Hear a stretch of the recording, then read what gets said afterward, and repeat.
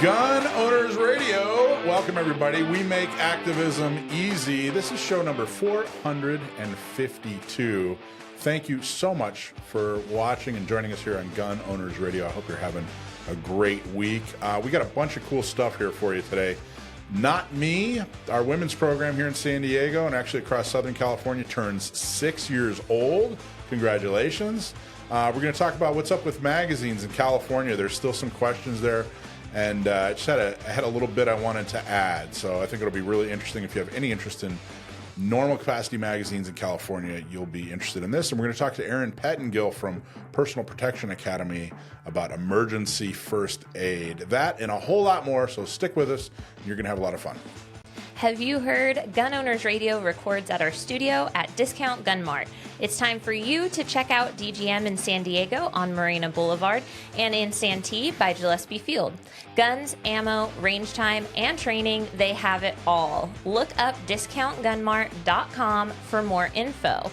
And don't forget to go to our website, gunownersradio.com. Subscribe to our YouTube channel, follow and like us on Facebook and Instagram, sign up for our emails, and tell your friends. Gunownersradio.com. Don't keep us a secret. There you go. How's it going, Dakota? Good. How are you? Good. Thank you for being here. Alicia is on sabbatical. She'll be back, I think, next week. We miss her very much and hope she's doing great. I had an interesting conversation. I had an interesting exchange with a very experienced attorney, Dakota, and I thought everybody would be interested in hearing what he had to say about Vanderstok. Yeah. Vanderstok was the Supreme Court case that was just decided. Unfortunately, not in our favor. Didn't go our way, and we talked a lot about it. It was really kind of honestly a wake-up call to me. It was a wake-up call as far as being able to just kind of assume that the Supreme Court is going to do everything we want them to do. Right. And I don't think that's the case. But he pointed out a couple of things that this is the Bondi versus Vanderstok decision, and I think it's a lot. He pointed out with his expertise and experience that it's a lot more focused decision than maybe I thought. So maybe the sky isn't falling as much as I thought. And I thought I'd read some of his comments. I took notes. Okay, regarding Bondi and Vanderstok, again, this is Robert Wright, experienced attorney, Second Amendment experienced attorney, very great guy.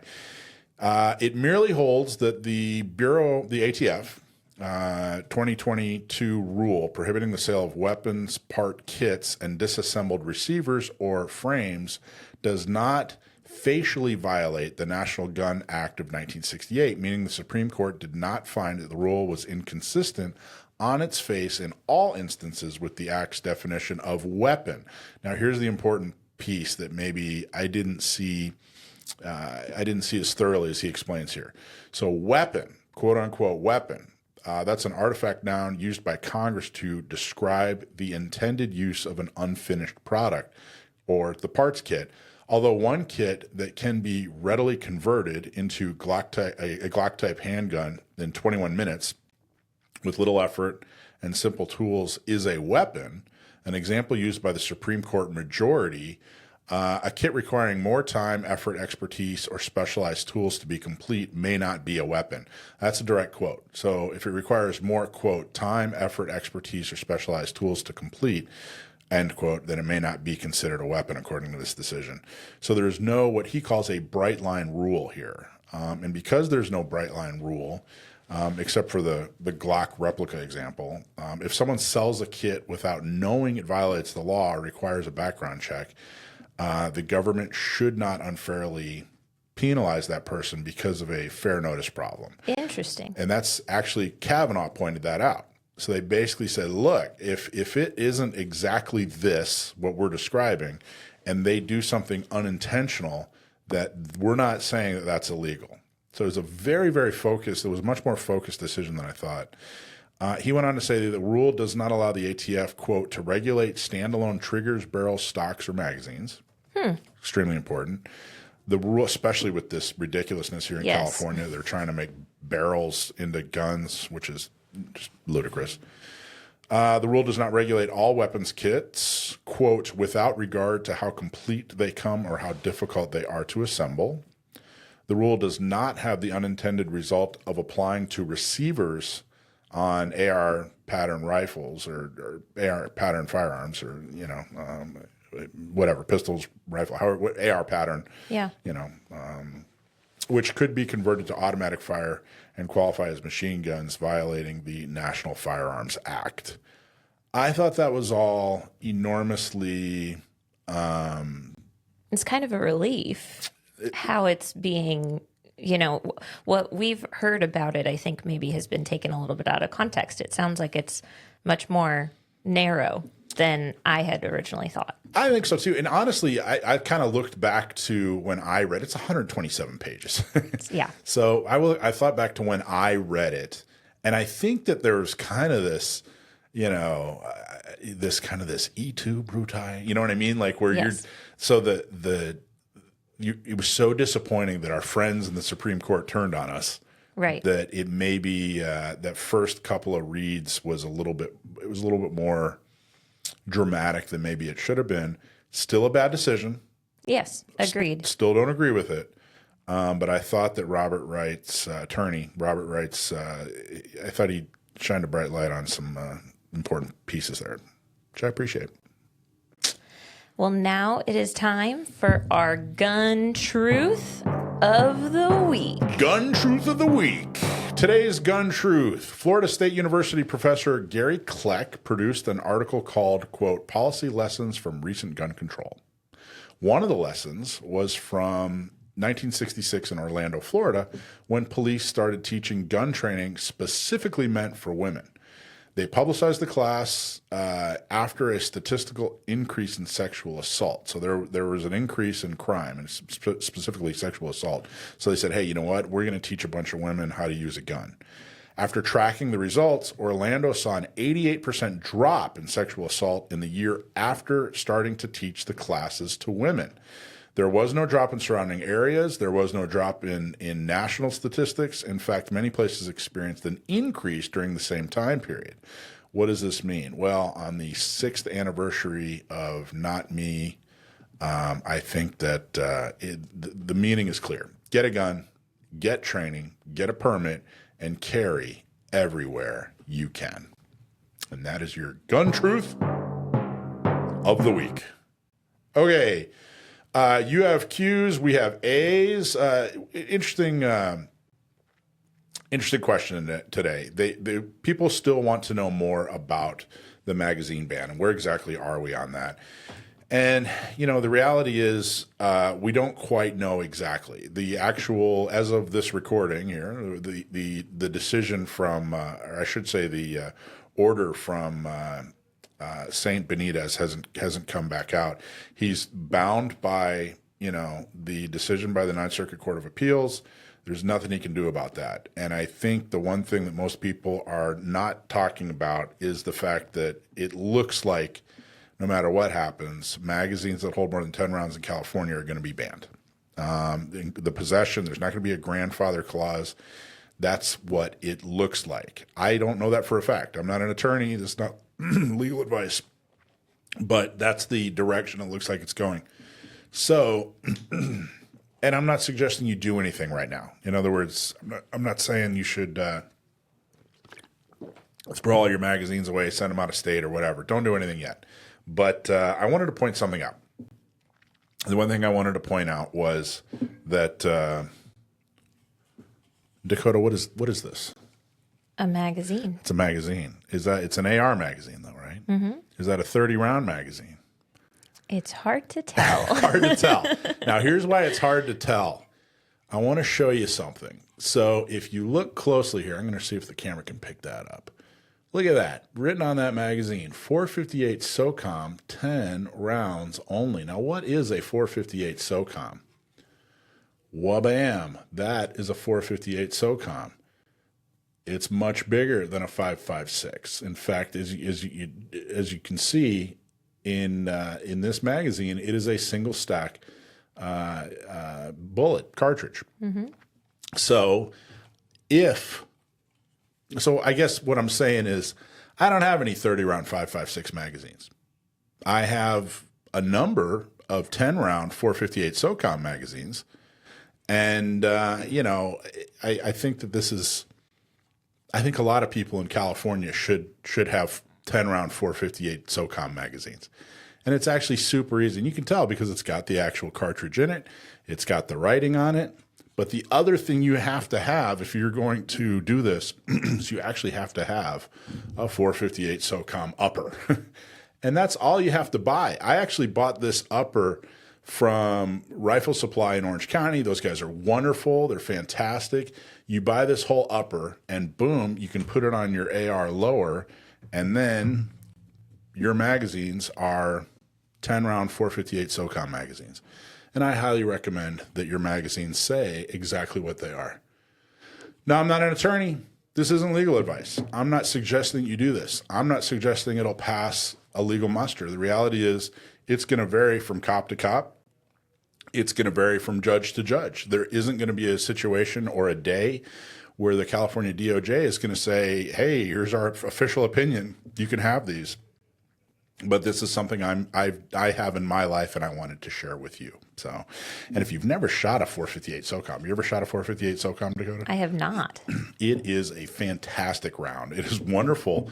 It's got its limitations. After about 200 yards or so, it drops like a rock. It's a monster. It looks like a tube of lipstick. It does. But it is a fantastic round. And again, I really like the fact that I have so many 10 round 458 SOCOM mags. So there you go. So we will let you know as soon as we know more as far as exactly what's going on with the ruling. We have the ruling, but what exactly is going to happen with the order? People are asking, hey, if it goes to the Supreme Court, doesn't the injunction stay in place? The Benitez Freedom Week injunction. I'm not finding any attorney that says that that's normal practice. Mm-hmm. Everybody I'm talking to is saying they're normal capacity mags over 10 rounds. They're going to become illegal to possess, and they're going to expect you to get rid of them. So as soon as that is written in stone, we'll let you know. But I wanted to do a little show and tell with my 458 SOCOM. So, any thoughts, Dakota? No, that's fun. I like it. I might have to shoot that rifle sometime. Yeah, it's great. It's wonderful. It's a lot of fun. So, and again, thank you, Rifle Supply up in Orange County. You guys, great product, great customer service. Okay, our guest is Erin Pettengill from Personal Protection Academy, and she's going to talk about emergency first aid. This segment is sponsored by Cargo, cases and rugged gear outfitters in El Cajon. Go to cargostores.com. They have all kinds of cool products. Or go down and visit them at 423 Broadway in El Cajon. If you need to protect your gear while you're out on the go, look no further. Cargo has the perfect case for you. So if you need it protected and you want it customized, go see Cargo. Cargo's the place to go. Use code GOR to get 10% off on their website, or if you mention Gun Owners Radio or San Diego County Gun Owners at their store, they'll give you 10% off. Michael Dunn at Cargo is fantastic. Their whole crew is wonderful, and they'll take good care of you. If you're a manufacturer, they also do customized branded cases for businesses too, so check them out. Great products, great prices, and uncommonly good service. Cases and rugged gear outfitters. That's Cargo. Thank you so much for sponsoring the segment and being so supportive. Okay, Erin from Personal Protection Academy, how are you? I'm well, thank you. Excited to be here. I was just talking with your fantastic husband, and he and I were trading Jeep notes. He said there's a new Jeep product in the family, and he and I took about 15 minutes to talk about our Jeeps together. Yeah, I told him, listen, I'll buy you the Jeep, but that's all I got. You got to do all the extras and all the other stuff. That's on you. And he took that to heart is all I'll say about that. That's awesome. Well, I can't wait to ride in it. Ran you that, man. He's got to get it off road. He's got to get that thing dirty. He told me it's not getting, he said it's not getting dirty. I'm like, it's getting dirty. We're going to get it dirty. He's like a girly girl where it comes with that.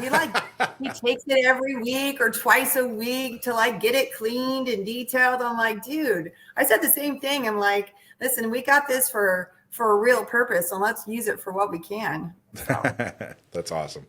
So tell people your background. What's your background? What's your area of expertise? Sure. Well, I've been a nurse for 30 years. Actually, as of June, I'll be 30 years as a nurse, and started out doing pediatrics, oncology, and did that for a while. And then I'm sure Mike shared with you, we lived overseas for 10 years. So we lived in Central America for 8 years, did a lot of public health. I have my master's degree in public health, water purification, and just everything that you can imagine that comes with living in a third world country. And then we decided to take that adventure to Western Africa. And I did a lot of the similar things in Western Africa and lived there for 2 years. And in the meantime, I also am a disaster response trained. So I am dating myself a little bit, but responded to the tsunami, the Boxing Day tsunami. I want to say that was 2004. Anyways, I was in Sri Lanka for 3 weeks, helping out with all the injuries, as you can imagine, from something like that. And then went to Haiti for 3 weeks. Well, right after the earthquake. We were there 3 days after the earthquake. Still bodies on the ground, that kind of thing. Spent 3 weeks there. Spent 9 years in the Army, completely not medically related. I was in a Patriot missile system and shot down airplanes during the Cold War, all that fun stuff. Wow. And yeah, so and let's see, what else have I got? After we came back from living overseas, I oversee 20 dialysis clinics for their medical aspects, do education and training and auditing and all the things. And I'm also certified with TECC, which I'm sure a lot of your folks know what that is, but those who don't, that's TCCC, which is Tactical Casualty Combat Care. This is the civilian version of that. So it's Tactical Emergency Casualty Care, and I'm certified in that. And so it's just, this is a passion for me, and it's something that everybody needs to know how to do. And the nice thing about this kind of emergency preparedness is it used to be, first responders and paramedics and cops would be the ones that showed up with a tourniquet, and they realized we need to teach everybody how to do this. I can't imagine there was nearly sufficient amount of tourniquets from after the Boston Marathon bombing, for example. Yeah. There's been plenty of unfortunate incidences where tourniquets have been needed and either people didn't know how to use them or they just weren't available. So I'm trying to do everything I can to get as many people to know how to do it, to know CPR, to know all the things. So, it's one of those skills that you need to know how to do. And I'd rather have you have the skills and not ever need it than need to have the skills and not know what you're doing, is the bottom line. So. I get it. That's amazing. I had no idea. I knew you lived overseas, but I didn't know you lived so many places. Where did you grow up, by the way? Bay Area, San Jose. So coming out of San Jose and going to places like Africa and Haiti, traveling internationally, not just traveling. It's not like you were on a cruise ship and got off at a port and, bought some trinkets. And you were living there and working. What was it like going to some of these other places in the world that I'm sure were nothing like San Jose? Yeah, nothing like San Jose. I'm a city girl. Mike's from Yuba City and the country, and the first time I touched a cow was when I went to the state fair. He's like, oh my gosh, we got to break you in, man. But, I've always had an adventurous heart. I've always had, I don't want to live stationary in life and always on the go. And, being in the military, and I was stationed in Germany. So, that's first world and what have you. But, we would go live in the woods for 2 weeks at a time. And, almost every month we were out in the woods for 2 weeks at a time. So I've always had an adventurous heart, and I did prepare myself. I did a whole bunch of training outside of my official training, just to mentally and physically and emotionally prepare myself for that. But it is another thing when you get there and you actually realize this will be your life for the next foreseeable future. And, and it's hard. It's not just living the life in a third world country where you don't have potable water, where you have to, purify your own water, where you don't have electricity more often than you do have electricity, and figuring out how to live in that. But, things that you don't think of in a first world country, like malaria prevention and, what do you do for that? And, just all the things. And I basically was our family doctor for the entire time that we lived out of seas, because, we just didn't have the resources that I have here. I can pick up a phone and call for a paramedic, So what did you learn about the United States living outside of the United States? Well, I do know that our medical system is kind of broken, but it's also the best in the world. I mean, I can say that without question. Just knowing that the simple things that people die from are so preventable. Jeez. In the United States, and the reality of what we have available to us can't and shouldn't be overlooked. Especially emergency medicine. Oh, without question. Yeah, I mean, we're not just talking about going to your doctor and getting a checkup, or we're not just talking about surgery. I mean, emergency medicine in the United States, I would imagine, even compared to other first world countries, is bar none the best. I mean, the reality is in the village we worked at in Honduras, a guy had a heart attack basically in front of me, and I worked on him for about 45 minutes, CPR and all the things. And knowing that the village that we worked in was about 30 minutes outside of the city, and it was gang infested. And so the cops don't go out there. There is no ambulance kind of system. I knew it was me or nothing. And unfortunately, it was not a good outcome. But the other example was a guy right in front of our house where we lived. He was on his scooter and got hit by a car and fractured his leg, his femur, which is the upper leg. And the paramedics showed up, but basically paramedics are just transportation, and they just picked him up and threw him on his stretcher while his leg is flailing around and he's screaming and yelling. And I don't know the end result of that, but the majority of those people they get amputations as opposed to surgery, because there's just not the kind of surgery that's needed. So, but even with the best medicine, with the best emergency services in the world that have maybe ever existed in human history, there's still, we were talking about Dakota, we were talking about it last week or a week prior about, it's hard to get through life. You don't get too far into adulthood without running into an emergency situation where, it's you could be the difference between someone living or being permanently, having some kind of permanent medical condition or dying. I mean, it really, truly is important that you know this stuff. And I think that the worst feeling in the world is being in an emergency situation and feeling helpless, not knowing what to do, not being the one that can, help somebody, whatever's going on, whether they're choking or having a heart attack or they broke a limb, whatever it is, but just sitting there helpless is just a horrible, horrible feeling. So in your quest to help people become more effective and better at emergency medicine, what do you do? What kind of classes do you teach, or what does that look like? So I have what I kind of call a tactical first aid class. What is involved in that is I get everyone certified with Red Cross for adult CPR and using an AED, which is an automatic external defibrillator. Because the reality is CPR, the way I like to look at it is CPR doesn't necessarily save lives. It creates time. It creates time for an AED to arrive or some higher level of care to arrive to get you to where you need to be. So not enough people on this planet know CPR, without question. People are dying that shouldn't be dying when someone next to them should have known how to do it. So that's part of that class. The other portion of that class is basically Stop the Bleed, which is a nationally recognized bleeding control program.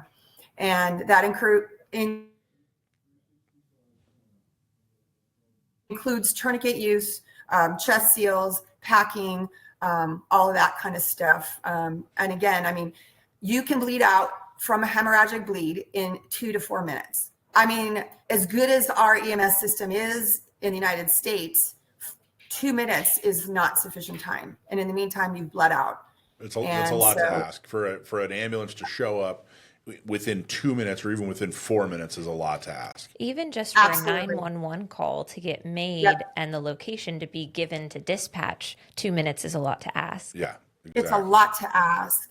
The national response time is about 7 minutes, which, I mean, if you think about it in the grand scheme of things, is really fast, but it's too late. You know, I had a guy who came to my class, and I always like to ask all my students who come to my class, I'm like, what's your why? Why are you here? And he said, and this was probably about 6 months ago, he came to my class, and he said, I was at an indoor range, and the wife accidentally shot her husband. And he said, I literally stood back with my hands up, and he's like, I have no idea what to do. I mean, in an indoor range, you know, you've got people around, you've got, you know, RSOs, you've got the people who've got hopefully the training that they need. But he's like, that made me realize, you know, I carry this little first aid kit around with me. I don't even know how to use it. And he's like, he's like, I am here 2 weeks after this event, and I'm still a little bit traumatized about it, but I realized I've got to fix this. And yeah. So and you know, in our concealed carry classes, we say the same thing. I'm like, all right, you guys, y'all came here, you assumed we had an IFAC, an individual first aid kit. Yeah. I said, but how many of you have one or have one in your car? And typically the response is maybe one, maybe two people have it, but it's in their car. And I said, okay, well, do you know how to use the supplies that you have? I mean, do you even know how to use a tourniquet? Do you know if you have chest seals in there? Do you know if they're vented or non-vented? And if you don't even know what that even means, or what my question is, you definitely don't know what you have in your first aid kit. So come to my class, I'll be teach honest with you. I should probably take your class. Chest seals, that's intimidating to me. That's an intimidating thing. Tourniquets, and you know what? And the sponges, what are they called? The hemostatic, not intimidating. You know, all that other stuff, direct pressure, indirect, none of that. But chest seals, for that, like, takes to a whole other level for me. You know, if you get it through and through in the chest, I mean, even just not a through and through, but you get something to the chest.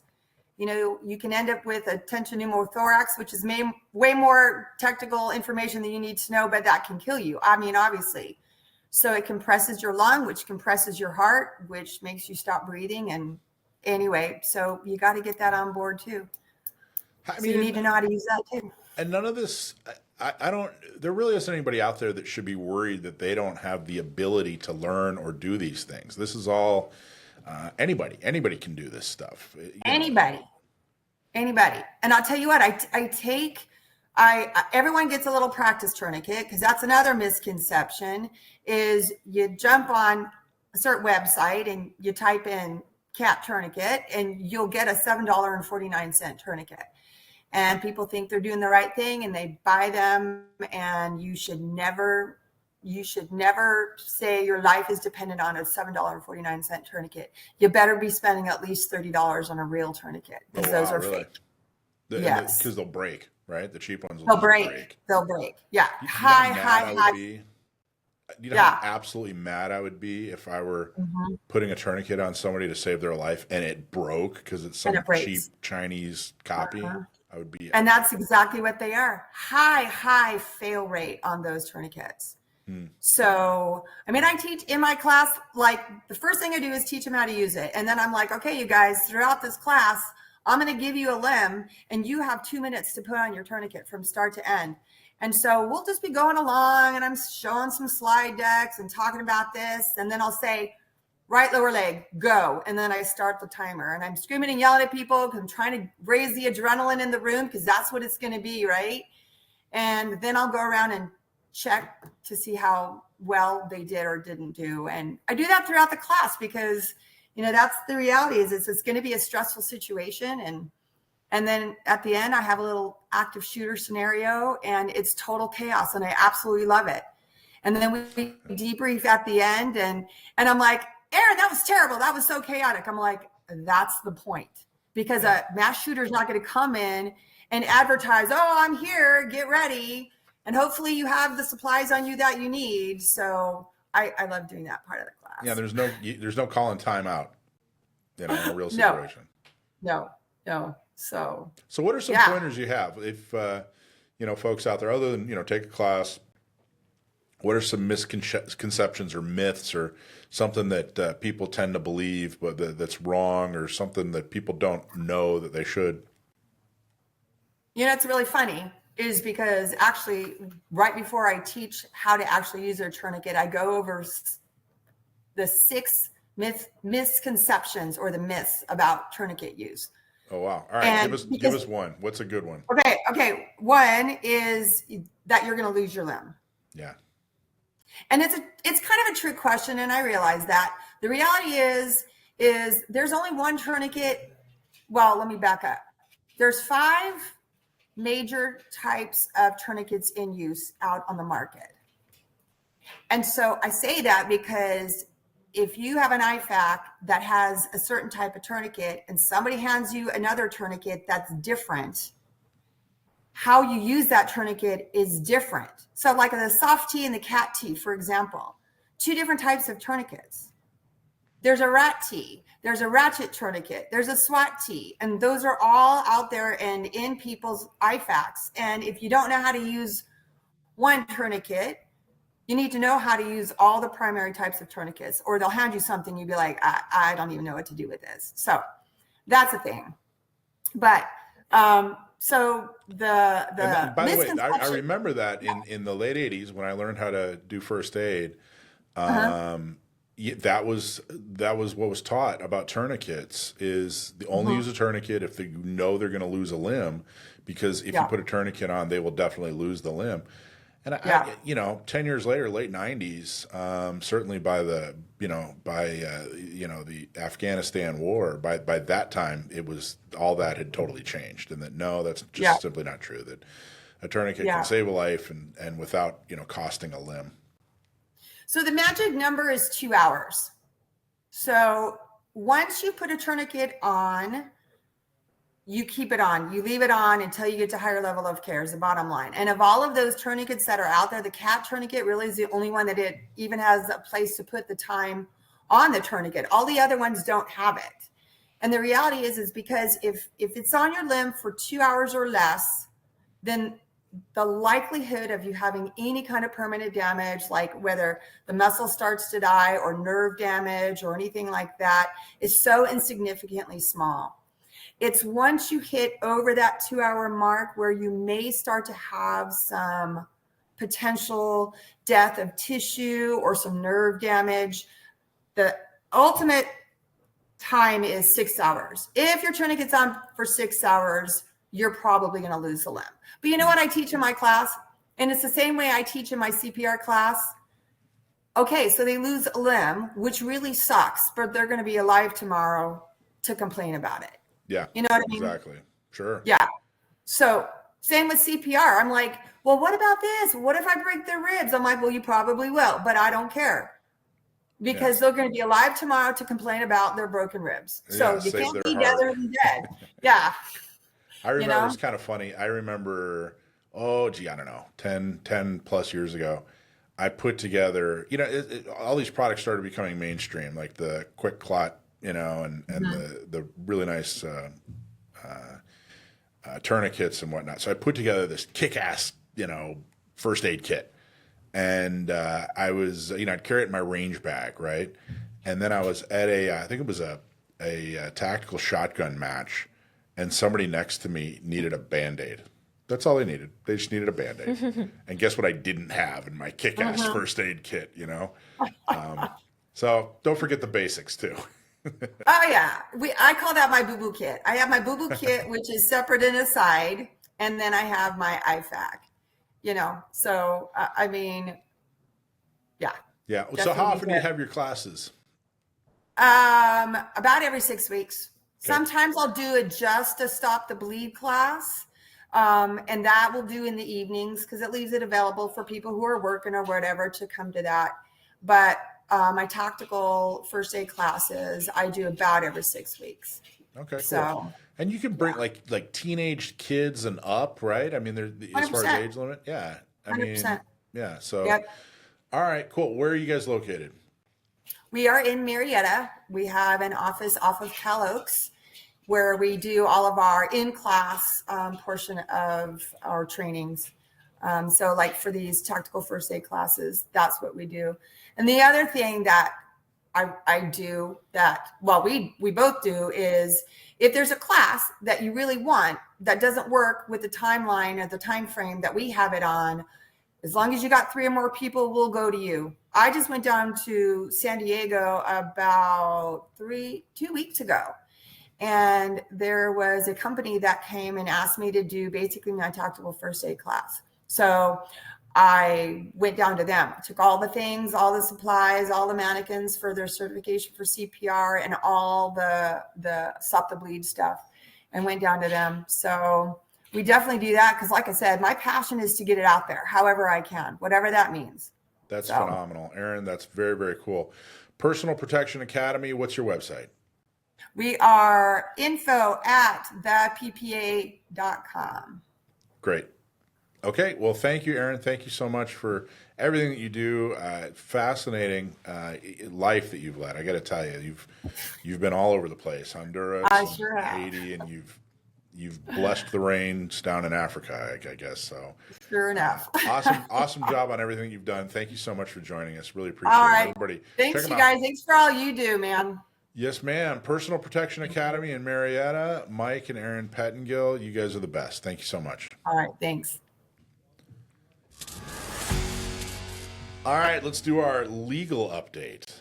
This segment is our legal and legislative segment where we tell you what you need to know from the courts and from the legislators. Remember, we are not lawyers and nothing we say is legal advice. Our sponsor, John Dillon, is a lawyer who has been helping people fight GVROs. Those are gun violence restraining orders, and lots more. If you know somebody that's had their self-defense rights taken away without due process, give John a call. His website is dillonlawgp.com. Dillon is Dillon lawgp.com, and his phone number is 760-642-7150. Are we finally getting rid of the $200 NFA tax? I hope so. If it's up to Representative Ashley Hinson and Senator Tom Cotton, their move is to scrap the unconstitutional firearm tax, which is really wonderful. We want to talk a little bit about it. Breitbart actually did a great article that talks a lot about it. It's pretty interesting. So in a statement, the Second Amendment is a constitutional right that is not to be infringed. Law-abiding gun owners should not be forced to pay an unconstitutional firearms tax. This bill will remove unnecessary financial barriers on lawful gun owners from the antiquated 1934 National Firearms Act and protect the Second Amendment rights of all Americans. So I got to tell you, hearing somebody in Congress make a public statement that the 1934 National Firearms Act is antiquated is encouraging. I mean, that in and of itself is extremely encouraging. What did you think when you heard that? Yeah, no, I thought it was great. One of the things that's interesting here is the piece about how much financial burden the government put on folks way back in the day. If you think about, I mean, $200 now feels like a lot of money. I didn't even thought about that. $200 now seems like a lot of money, but in 1934, it's probably a whole lot of money. Is that what you're saying? Yeah. A very expensive tax back in the day. So under current law, it goes on to say, under current law, there's a $200 tax on the purchase and transfer of firearms under the National Firearms Act, which, according to ATF, was created to, quote, curtail, if not prohibit, transactions of firearms. So clearly the idea wasn't that, hey, there's this special thing that we have to do, when people own or purchase these firearms. So therefore it costs the government money and we want them to pay $200 to have to pay for it. It wasn't that at all. This was clearly an attempt to prohibit what they were trying to do. Hinson's office said that this tax creates an undue financial burden on law-abiding Americans to purchase firearms, especially for those with more working-class backgrounds. I think this is absolutely wonderful. And if you're wondering if you're not familiar, like, well, what are you talking about? What $200 tax? I've purchased a firearm before and there was no $200 tax. What exactly are we talking about here? Well, let me read a quote. This is from Lawrence Keene. He's with the National Shooting Sports Foundation. He says the tax stamp requirement for firearms and suppressors listed as controlled items under the National Firearms Act was intended to suppress Americans' desire to fully exercise their Second Amendment rights. Now, this would include things like short-barreled rifles, short-barreled shotguns, things like that, right? Exactly right. Suppressors and short-barreled rifles, short-barreled shotguns, stuff that's not just regular, because all firearms right now are heavily regulated. Right. But this is like extremely, like the most regulated of the regulated, exactly right, which I think is awesome. I think it's great that they're looking at doing this. I think any other firearm just has the $5 tax from the same thing. I think it's $200 tax for like the controlled items and then a $5 tax for anything else. So we have all paid some form of this tax, just a cheaper version of it. Yes, and I'm hoping that this doesn't. I think this is probably and hopefully a much bigger thing than just getting rid of a $200 tax. My hope is that this is, continues to break down barriers, continues to, give us our Second Amendment rights back. It's not, we're not a burden. Gun owners are not a burden. Owning a firearm is not a privilege. It's a right. Self-defense is a right. So this type of language and the type of bill that they're introducing, and for the reasons that they're introducing it, it's all really good news. It's all really, really good news. And I'm glad they're doing it so quickly after, the new administration has taken control. So I think that's awesome. Okay, let's go on to the next one. The role of government is to protect your rights and create an environment that's conducive to doing business. But with one bill, California wants to damage both of those at once. So what do I mean? What am I talking about? Well, there's an anti-gun extremist. She's a state senator, actually out of San Diego area. Her name's Catherine Blakespear, and she introduced Senate Bill 15. Senate Bill 15 imposes additional administrative hurdles on FFLs and fees on California's dealers that authorizes fines up to $1,000 for technical violations. The bill is an obvious attempt to drive dealers out of business for what I would describe as, and what others have described as, inconsequential violations. So in other words, they're not going after an FFL. This isn't going after FFLs, gun dealers that are supporting gangs or illegal activity. This is, hey, you didn't dot your I, you didn't cross your T, so therefore we're going to fine you heavily in an attempt to boot you and get you completely thrown out of business. The bill would, from the actual text of the description of the bill would additionally authorize the department to remove a person from the centralized list who has failed to comply with licensing requirements, or who, among other things, failed to allow department to conduct an inspection or failed to maintain accurate business hours with the department. The bill would make a violation of these provisions punishable by a fine and render a person ineligible for replacement on the centralized list for 2 years from the date of removal from the list. The California Constitution requires the state to reimburse local agencies, et cetera, et cetera, et cetera. Again, this is just, and that description is maybe not from 30,000 feet, but it's not down in the weeds, And of course, as always, the devil's in the details. But this is clearly giving local DOJ, or California DOJ, state DOJ, the option to further harass FFLs, to further harass dealers and try to financially burden them out of business. It's crystal clear. And Catherine Blakespear is somebody that we've known for a while. She was actually heavily involved in anti-gun groups when she was on the city council here in San Diego. Well, she was actually on the city council in Encinitas. And this is not a coincidence that she's carrying these types of bills. Any kind of harassment of dealers in order to negatively affect gun owners, she's all for. So. Yeah, existing law already regulates these folks a lot. There's already a lot of requirements that they have to meet, describing any.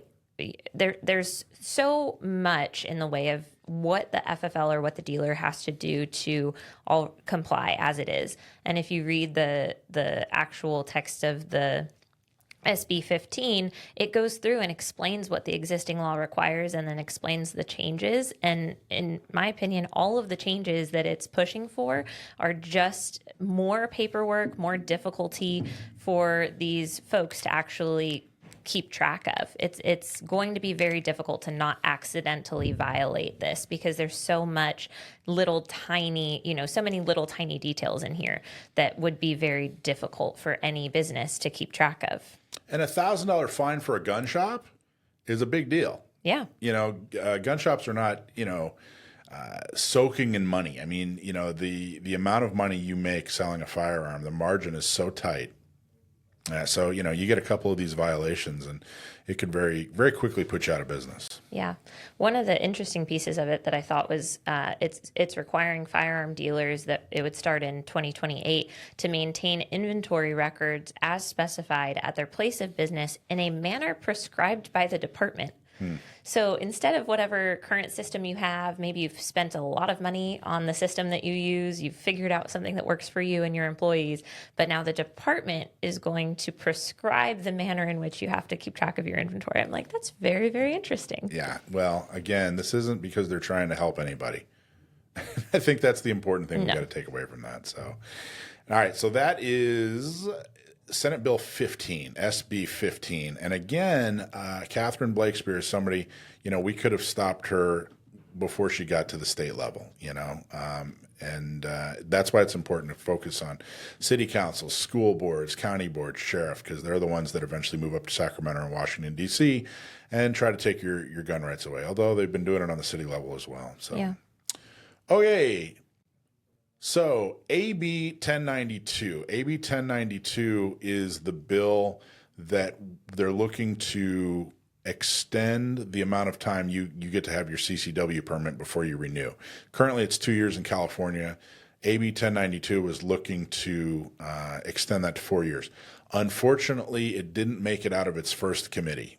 Now, that doesn't officially mean it's completely dead, but it's going to be extremely difficult for this thing to get legs again, which is unfortunate. There's no reason to believe that extending a CCW from 2 years to 4 years would compromise public safety, but it would definitely benefit efficiency. It would definitely save money and be a lot more convenient for gun owners. But that's not what Sacramento's about. Yeah, for anyone who thinks it makes sense to have more frequent renewals, I totally understand why you might have that opinion, but a couple of points that I want to make. One is that the law is already changing more frequently than every other year. So currently the renewal is every 2 years, but you're not using that renewal class to learn everything about all the law changes related to firearms and concealing a gun in California, because the law changes more frequently than that. So it's already not a one-stop shop to get all the most up-to-date information.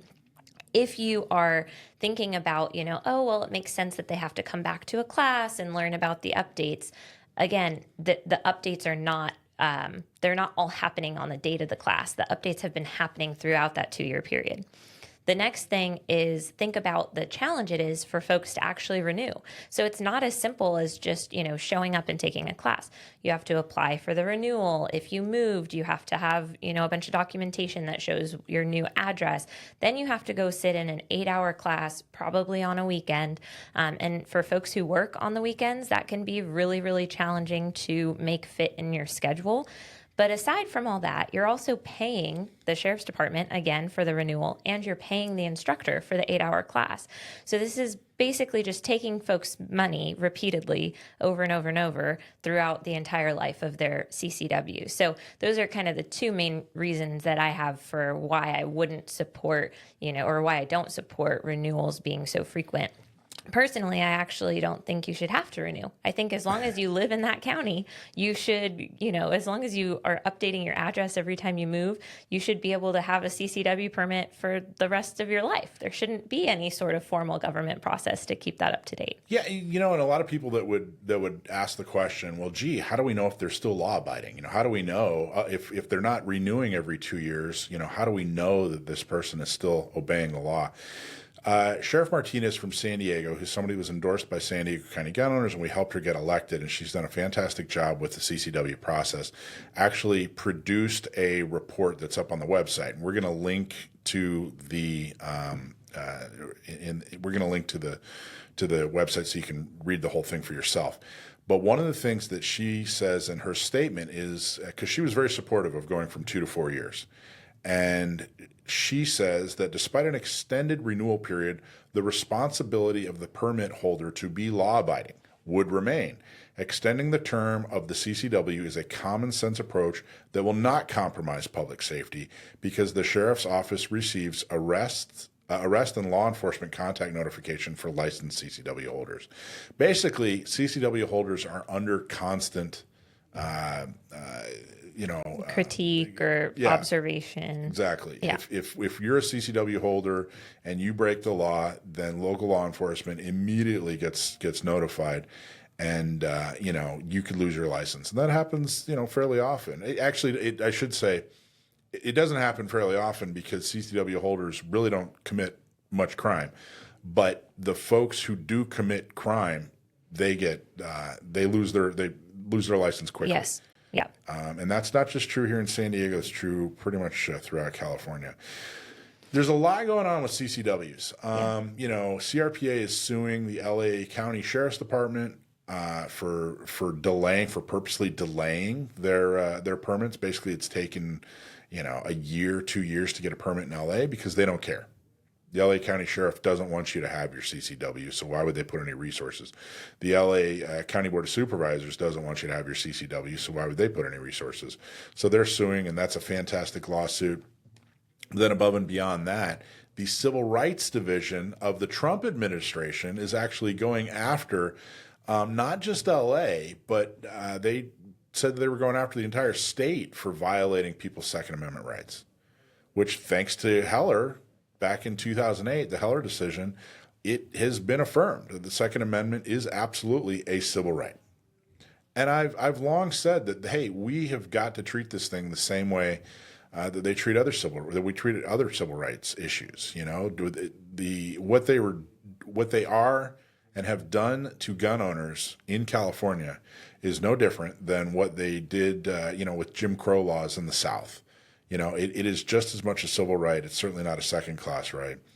Her statement talks about the huge improvements that have been made to the CCW system in San Diego.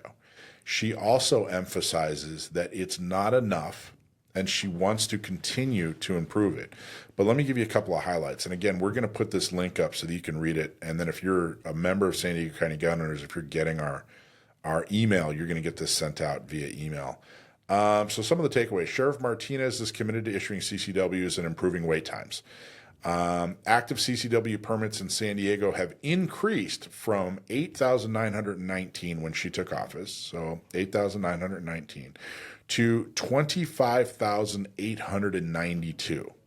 And if you do the math, that's somewhere around 450 a month that are being issued. There are 4,200 permits in the pipeline. That's about half. After the Bruin decision came out, there was a huge flurry of interest in CCWs, and the pipeline was about twice that. She's brought it down to 4,200. CCW holders can apply for a renewal 60 days prior to their expiration. She emphasizes that in the report. And of course, like we said before, she is supportive of extending CCWs from 2 years to 4 years. But one of the things I really want to point out in here is that if you read the report, she's not satisfied with where we're at. It's about an 8 months, just under an 8 month wait time from application to receiving your permit right now, which it was twice that not too long ago. Yeah. but we're looking to get it down about 90 days. And if you look at other counties, that will fall in line with, yeah, it's very possible. One of the big bottlenecks is, and she points this out, that California DOJ, your CCW application has to make a stop at California DOJ. So if we don't have any control over that, and the legislature is the only one that could put more resources into that. So we think reasonably about the fastest the CCW can get turned around because of the slowdowns in California DOJ. It's probably about 90 days. Maybe a little bit quicker, but on average, we're hoping to get San Diego's CCW permitting process from application to issuance. As long as the applicant doesn't delay it, we're looking to get it down to an average of 90 days, which I think would be amazing.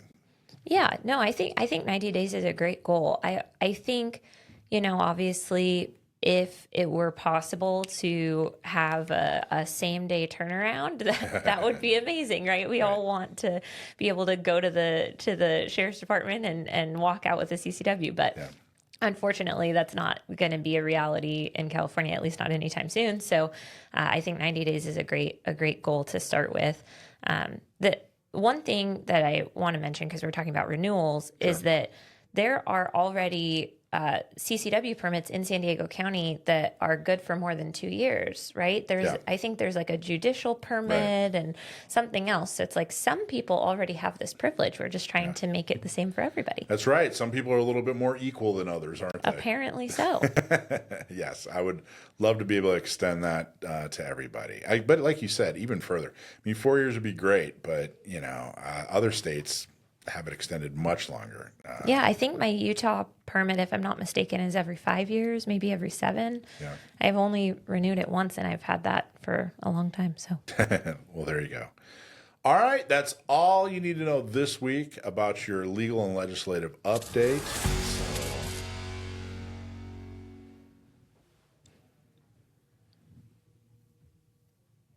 Okay, so one thing I wanted to talk about, Dakota, is you just came back from a cool experience. I did. What did you do? Tell everybody what you did. I spent last weekend at the Rangemaster Tactical Conference, which people call TACCon. That's the colloquial name of it. There you go. But it's an annual event at Dallas Pistol Club down in Dallas, and it's got about 45 instructors, I want to say, somewhere in there.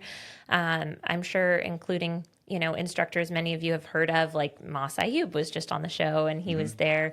Tatiana Whitlock, Tom Givens of Rangemaster, Carl Wren, Ed Monk. I think I've brought him up before. He does a lot of really great active shooter stuff. And then Filster Holsters owners, John and Sarah Hopman, were there. So it was fun. I work for Filster Holsters. So it's always fun to hang out with my coworkers and people I don't see very often. And then also just kind of nice to see a bunch of people in the training space that I only see once a year at this event. So it was a great weekend for me. My fiance went with Nathan. He's a shooter. He doesn't go to a lot of training events and traveling with me, but he'll shoot here locally. So it was fun to have him have his first TACCon experience. I think this was my 4th year.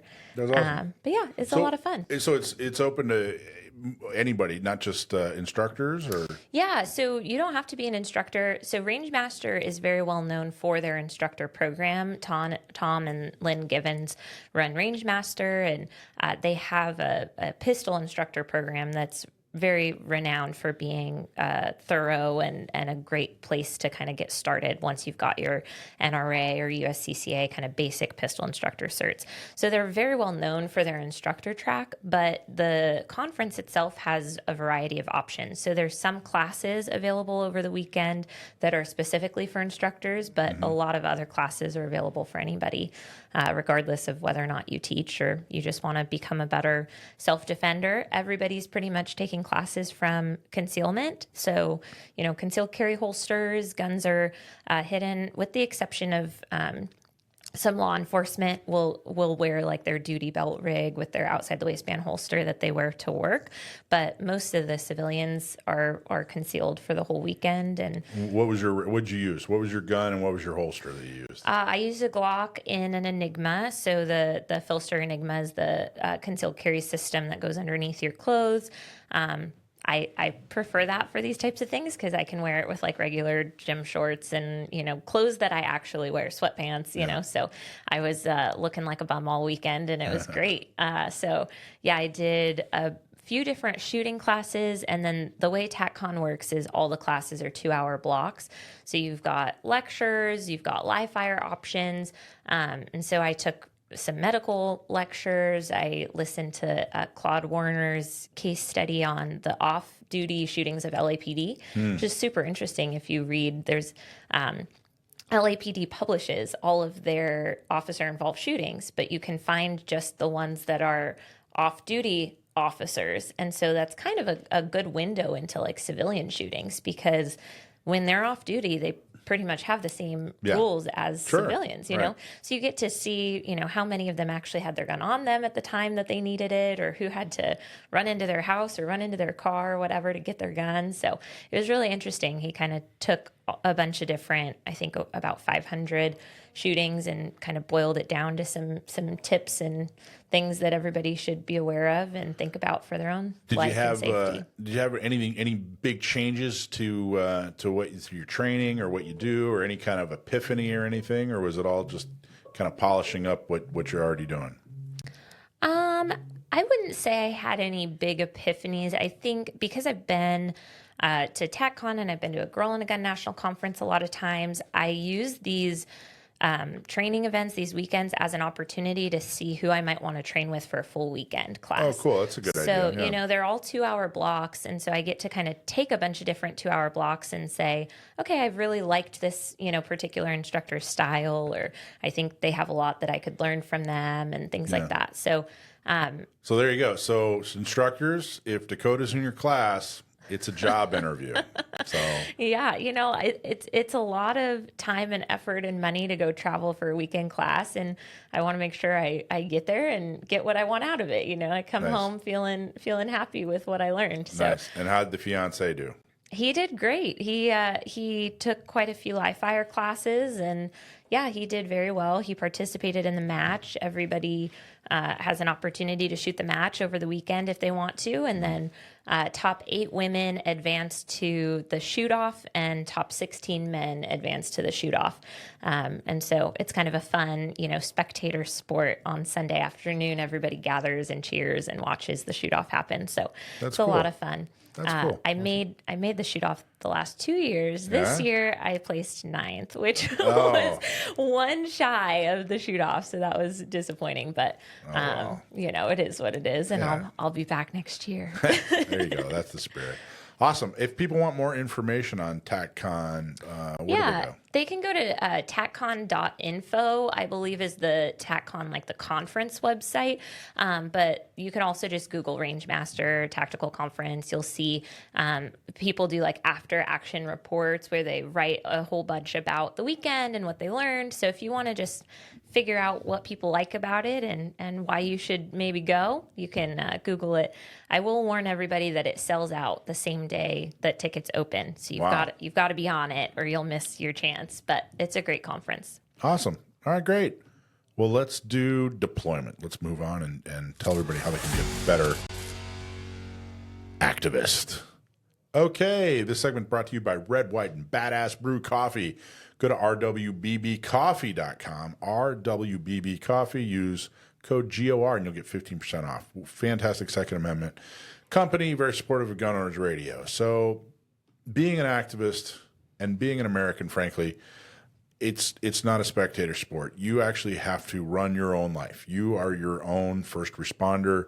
You are your own advocate when it comes to your representatives. That's what we do in the United States. Is we hire representatives to go to Sacramento, go to City Hall, go to Congress, and make rules or get rid of rules on our behalf. So you can't just sit and hope. You got to get involved. And here's some of the ways you can get involved to help protect and advance your Second Amendment rights. First off is the NRA annual meeting in Atlanta. The 2025 NRA annual meeting and exhibits happens on April 25th, 27th. That's the end of this month. So you better hurry if you want to go, but it's free. If you're an NRA member, you get in for free. It's happening in Atlanta, Georgia.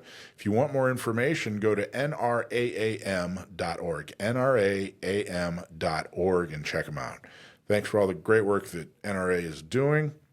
Second Amendment Comedy Night right here in San Diego. Tickets are on sale right now. It's only $20, or if you want to go to the happy hour prior, it's $25. And then you get the happy hour and a comedy show. So the happy hour starts at 5:30. The performance starts at 7. Have a couple of drinks, have a bite of food, and then spend a couple hours laughing with us. That is April 30th. Doors open at 5:30 for the happy hour.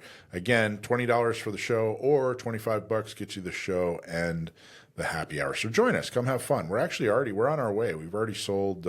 We just announced this. You could only buy tickets for a couple of days, and we've already sold like 25, 30 tickets. So hurry up, buy your tickets, and just come have fun with us. It'll be a lot of fun.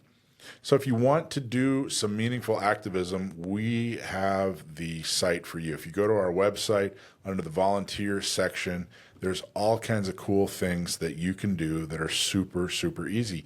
The two most common are teaching someone how to shoot, whether in our shooting socials, and manning a gun shop tabletop.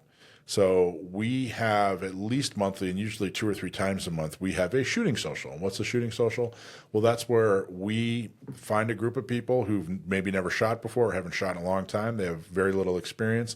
And we get you as a volunteer to come and teach them how to shoot. You get to give them a first-time shooting experience.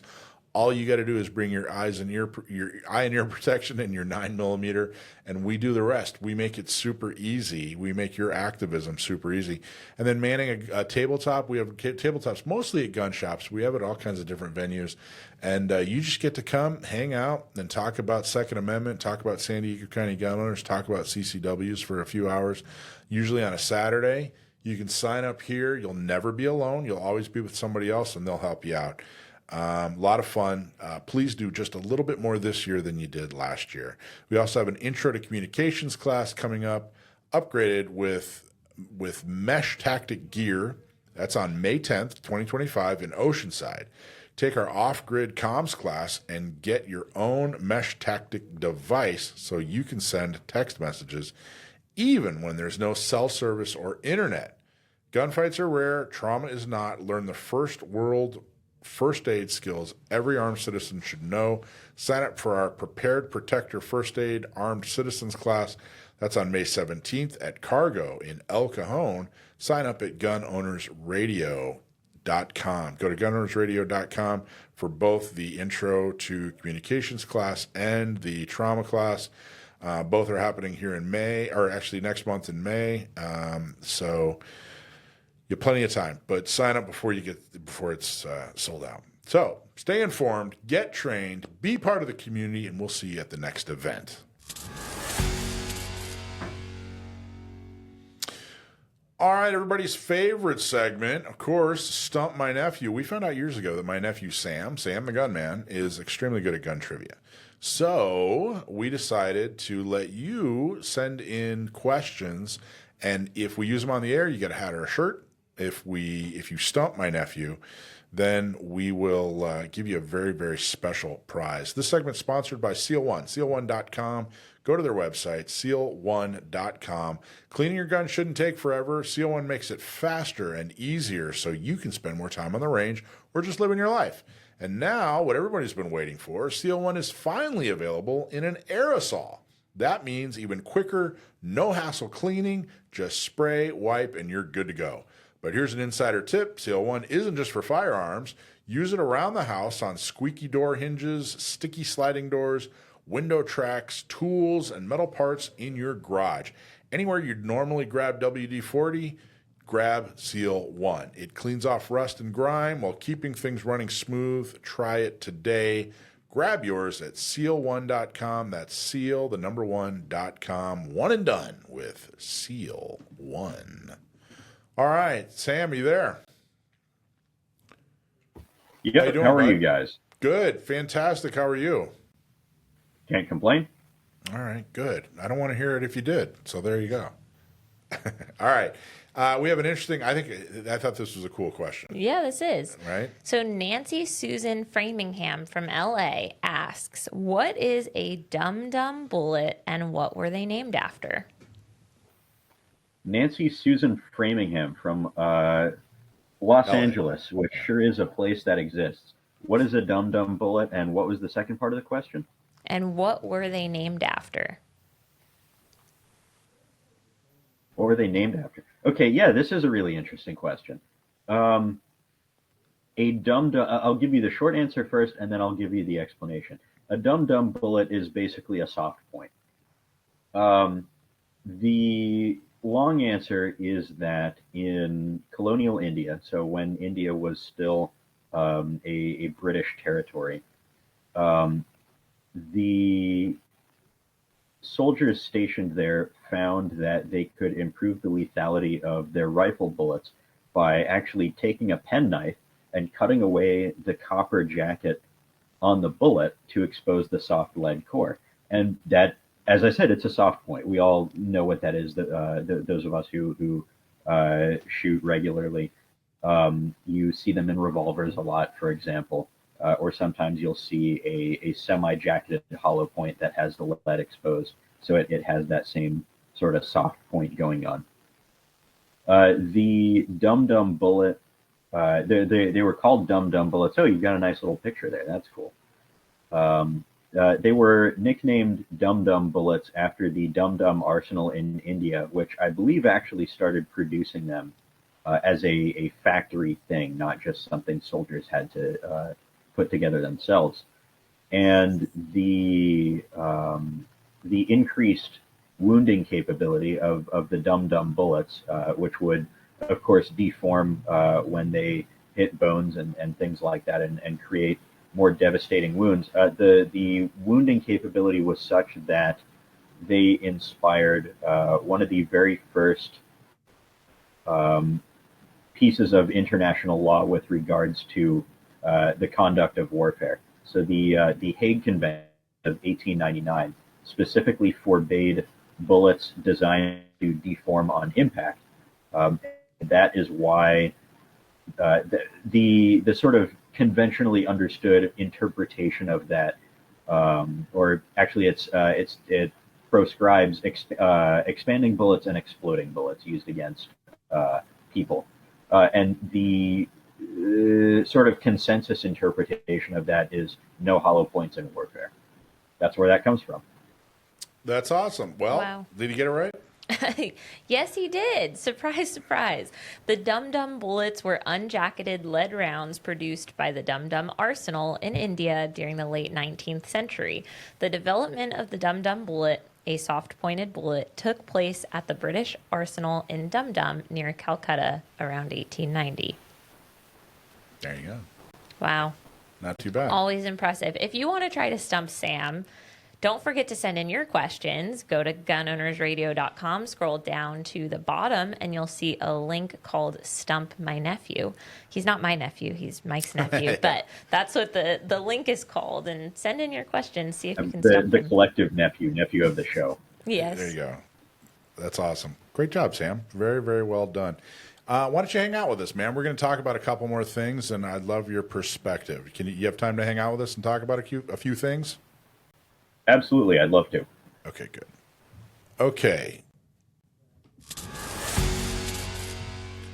The easy for you to say, the Shoot You Straight segment.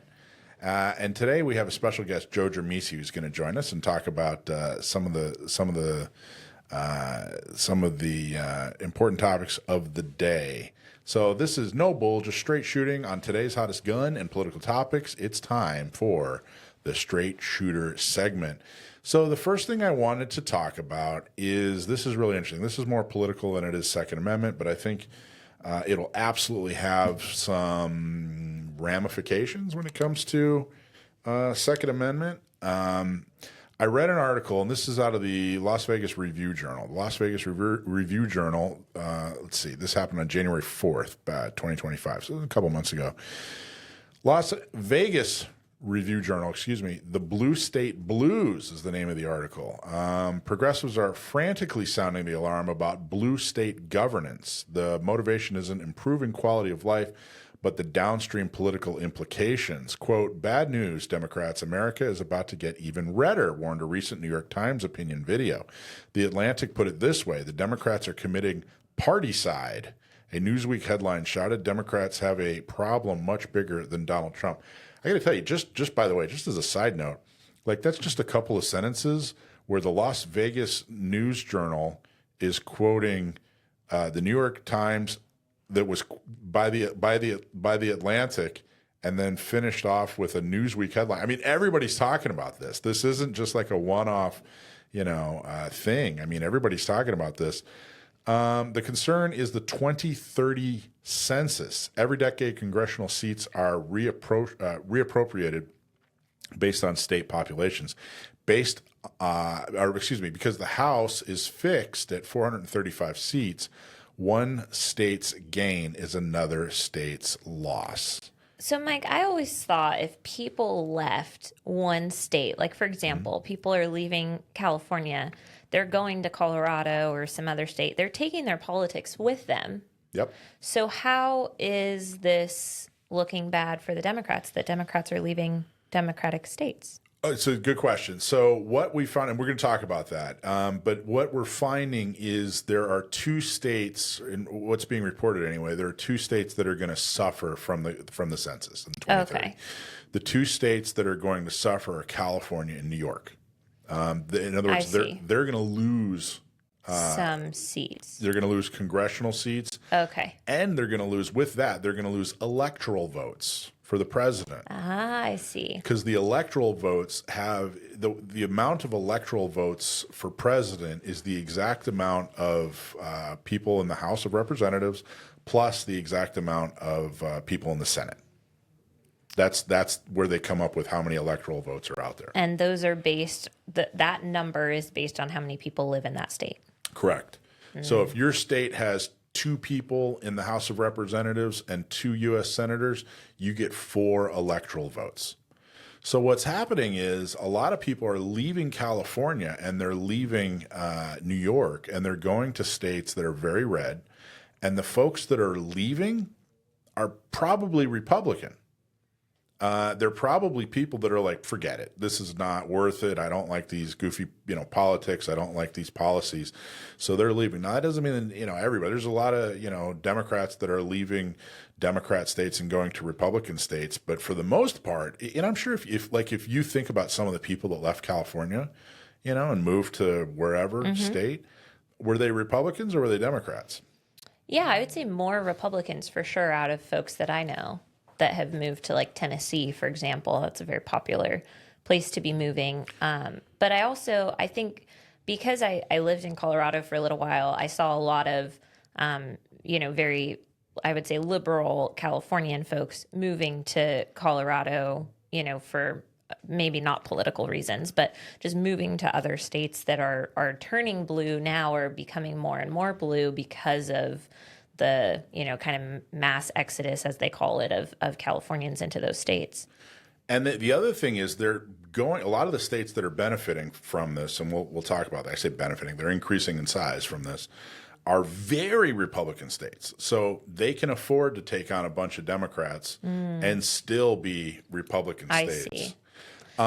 Go ahead. I was just going to say, this isn't like those states that are always on the bubble of like 50-50. You don't know which way it's going to go. It's not the swing states that are getting all of these Democrats moving in. It's Republican states. You know what? Let's go right into it, because let's see. Okay, so the states that are going to benefit from this. So the 2 states that are going to lose votes are California and New York. In other words, there are going to be fewer electoral votes and fewer people in Congress.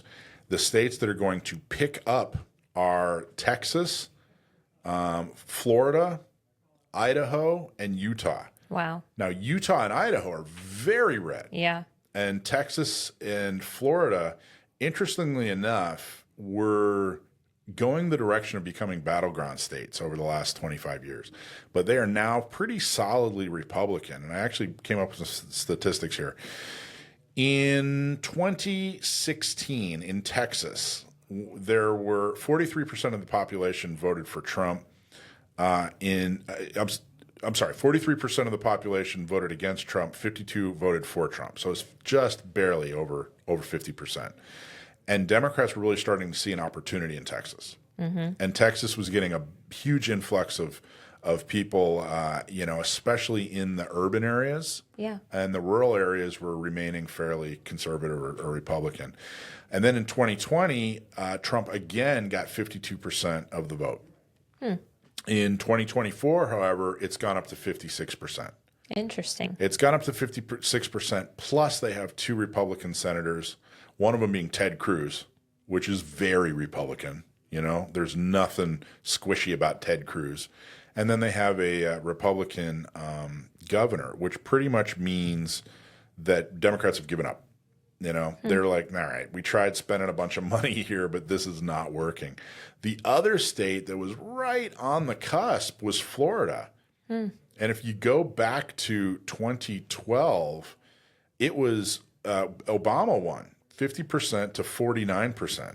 So they really thought they had a shot there, and they really started spending money.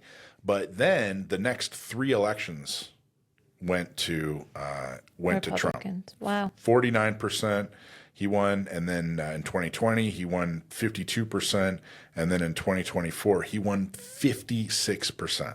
And the Democrats are no longer saying, "Hey, you know what? We think we have a shot in Texas and Florida." It's just not happening. But let's see. Texas currently has 40 people in the House of Representatives and Senators. So 38 are House of Representatives, 2 are senators.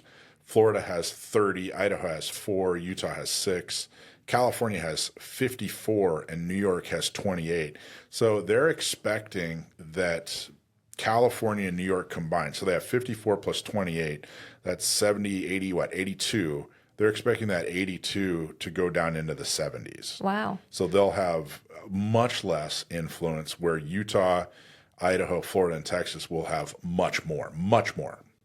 That's really interesting. I wonder if there's other census things going on besides just the folks moving out of one state into another state. I think we've been hearing a lot about less people having children, or people having children at later ages and things like that too. I wonder if that's showing up on that 2030 census as well. I think there's a lot to it. A lot of it though is economics. There was a lot of information where it really just boiled down to economics. People just simply can't afford $1 million house. Yeah. And I don't know if there's, San Diego, I don't know if you can buy anything for under 800,000 or whatever. You know what I mean? Yeah. And it's really expensive. Yeah. And we get paid more out here, but not proportionally. You know what I mean? No, yeah. You have to not only have dual income, probably dual income, no kids, but dual income, no kids with very well paying jobs. Yeah. It's like all the stars have to align for buying a house in California. Truly. And I used to give people a hard time for leaving California. And really the thing I was giving them a hard time for, what really set me off, is when they'd leave California and then they'd turn around and throw stones. Right. They'd go to Arizona, whatever, Tennessee, and then they tell us what idiots we are for staying, or, hey, look, I got this brand new gun and you guys are dumb because you can't get, come on. We're staying here. We're fighting, we're fighting the good fight. I thought that was, really classless and kind of cowardice, frankly. But the reality is, from the surveys I'm seeing, nobody's leaving because of gun laws. Nobody's leaving because of social laws. They're all leaving because of economics broadly. Maybe they got a better job. They'll be able to afford a bigger house, that kind of thing. Taxes. Yeah, I'll be interested to see if the magazine ban situation has any effect. I think there's some, I'm thinking about specifically competitive shooters who are sponsored shooters that shoot USPSA and things like that. Their firearm of choice and what they compete with holds more than 10 rounds, and they're not going to be competitive in their sport if they are doing 2 reloads to everyone else's 0 reloads, right? So I'm interested to see if there is a shift in gun folks who are moving based on that, but I don't know. Time will tell. The other thing I thought that was really, really interesting is that Democrats are focusing in on identity politics, and it's kind of interesting. Some statistics, it's not working, and I don't mean strategically. Surprise! People don't care. They just want to be able to pay their bills. It's crazy. Truly, and it's the other thing though is. They're focusing. I got to tell you, it's one thing. It was fairly interesting. I wanted to read a couple of things. In December 2023, men made up 96% of California's prisoners. By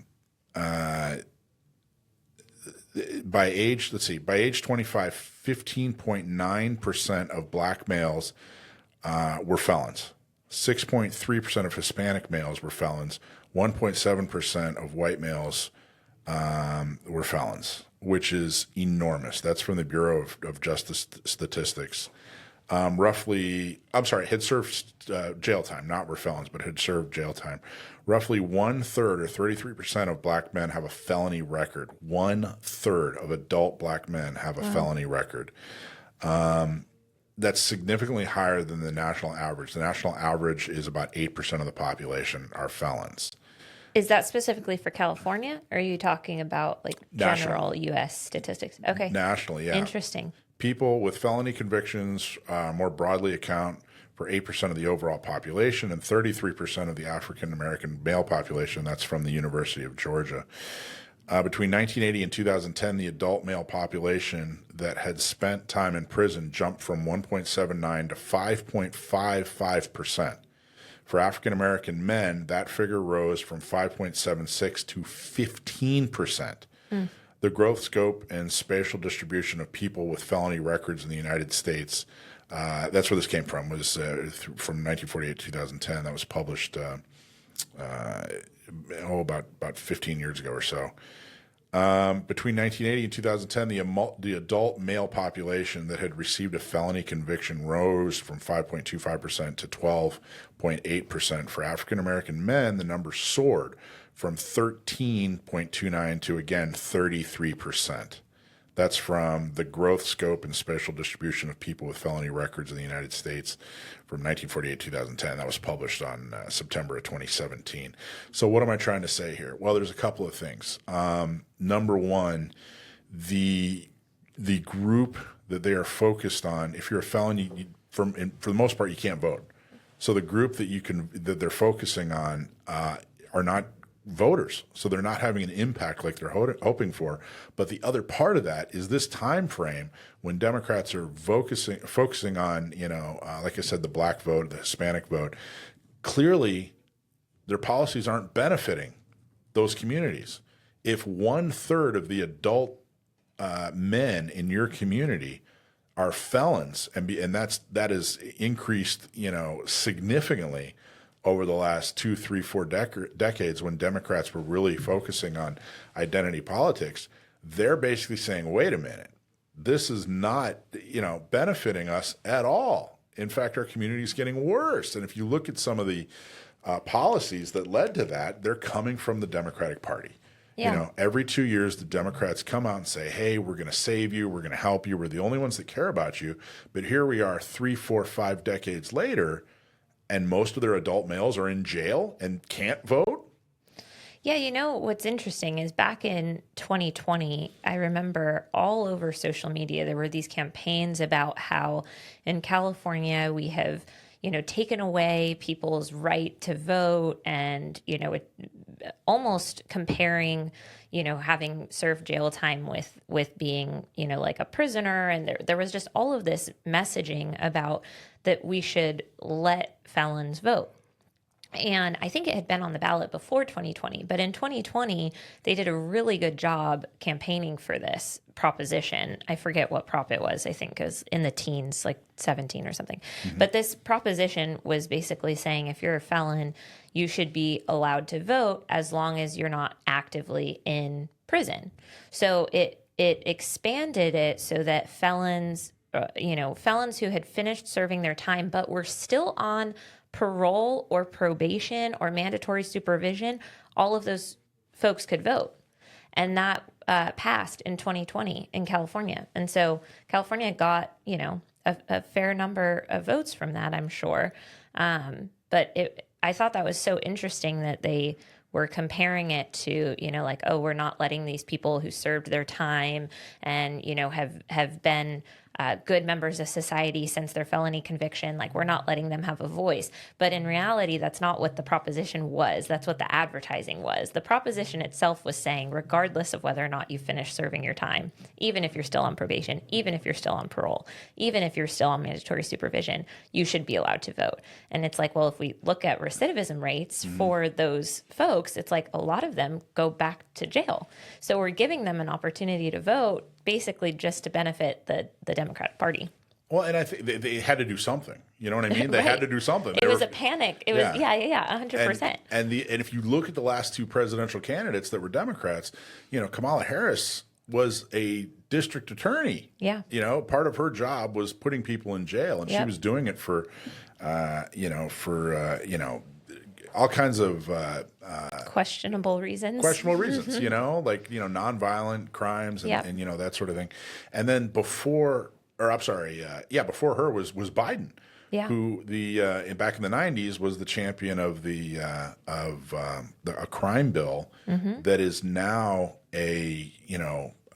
it's a rally cry from the black community. We're basically saying, hey, you guys are using this disproportionately against us. And so those were the last two presidential candidates from the Democratic Party. So if you look at the way people are moving, the way the adjustments that are being, and by the way, this is the first time in U.S. history that states are losing, that a state is losing an electoral vote / member of Congress because they shrunk, not because another state grew. Interesting. So California and New York are actually shrinking. So people are leaving because of the policies, but then they're also they're losing some of their base support. Yeah. So the electoral college is going to look very different in 2030. Very different. It's just an interesting reminder that politicians do not care about you. They do not care about your family. They do not care about this country. They care about your vote. That's true. And one of the things I would talk about all the time is the fact that you have two tools. You have two tools, and that's people and money. When it comes to politics, it doesn't matter how good your ideas are. It doesn't matter who your friends are and who your buddy is or whatever. It matters that you have more people and more money than the other side. Because if you have great ideas, and you have no people and no money behind it, then you're just sitting on the couch yelling at the news. But if you have horrible ideas and you have a ton of people and a ton of money behind it, then you turn into California. So people and money, that's really it. So, Joe, are you there? I am. Can you hear me? I can. How you doing, man? I'm doing well. Wow, that looks terrible. We were just wrapping up you look great. We were just wrapping up a conversation on your favorite subject, California politics. Yeah, I heard that. The census stuff, huh? Census stuff, yeah. So you recently did it. By the way, those who, Joe Germisi, he's an instructor, firearms instructor. He's also a board member for San Diego County Gun Owners, and he is an author. He does a bunch of articles, and it's some of the best Second Amendment content on the internet. And it's we're lucky to have you on. Thank you so much for taking the time. You just did an article on there was a study done by John Lott called "Concealed Carriers Do a Better Job of Stopping Active Shooters Than the Police," right? Yeah. So talk to us about that. Yeah, and I included that in my weekly roundup, which is a kind of a collection of articles that I put out every week on my Substack. And, the intent is to get information out to people and encourage people to look at other different sources. Because, again, one of the big problems, and you see this, all the time as an activist with gun owners, a lot of gun owners just are not well informed about things. And so part of what I do, with my Substack is I write articles. Seems like I'm down to 1 or 2 a month now with my articles. But what I started a couple of years ago was doing a weekly roundup, which I get out every Saturday morning, which links to 4 or 5 other articles or 6 other articles by different gun writers on subjects related to what we do. Second Amendment, gun laws, guns, and the idea is to spread out, get more information out to more people, and hopefully encourage people to look up those things on their own. So one of the great sources of information for gun-related stuff is Dr. John Lott with his Crime Prevention Research Center, because it's difficult to find. You guys all know this. It's hard to find accurate, correct information when it relates to Second Amendment or guns, or I'm not going to use that stupid gun violence term, but things involving firearms and stuff like that. It's hard to find good information, and a lot of people, like, we're immersed in it. If you're an instructor, or if you're at least even a gun owner, a lot of times you look at some of the stuff and you just know, okay, that sounds goofy, or that's not right. But if you think about a lot of people that aren't gun owners or that don't have close family members that are gun owners, they're going by what they see in the media, and that stuff is intentionally wrong a lot of the time. So that's why I like to highlight, when Dr. Lott will come out with something pretty regularly, but a lot of what he does is he'll debunk a lot of the goofiness that's out there. So one of the things, when it concerns concealed carry, something that John Lott just came out with, a new study looking at how often concealed carriers actually stop active shooters, and it's a lot. Yeah, it's much different than what you would hear. It's like out of his research, it says that civilians stop these shootings more often than police do. And there's different reasons for that, but I think the ratio is like 51.5% for civilians versus 44.6% for police. And it's interesting too, in terms of how dangerous it is. They say police are 6 times more likely to be killed by an active shooter, and 17 times more likely to be wounded than a civilian. And a lot of that has to do with they're in uniform, so they're more obvious targets than civilians are. But still, it's interesting. The information that he finds is contrary to what a lot of people might think, not knowing any better. Well, not only what a lot of people might think, but what media and the FBI statistics would have you believe, right? The FBI misclassified a ton of these incidents and really kind of downplayed the impact that armed civilians have in stopping these active shooters. How did they tell people how do they misclassify that, some of these instances? Well, I know I mean, I could respond to one part of that anyway with the FBI stuff, and it's unfortunate because their uniform code of crime statistics used to be really, really good. I used to reference that a lot in my articles, and then in the last, I want to say 3 years or so, part of what happened is they switched over to a different software system, and a lot of cities could not upload their crime information, their data. And that was why, the last couple of years in the Biden administration, they were talking about how crime was down and this and that and citing the FBI. Well, yeah, it's because major cities, including Los Angeles, Chicago, and New York, couldn't upload their information. And it had to do with, I guess it was real labor intensive, so they didn't have the staff to do it. And then there were issues with getting into the new software. So they say they're starting to get that fixed with this year. So we'll see if that goes back up. But I know the other thing I noticed too with the new software, the format before used to be really easy to look at. Like I would go in and I could look up violent crime by weapon, by city, by region, and they were nice spreadsheets, and it was real easy to find the data.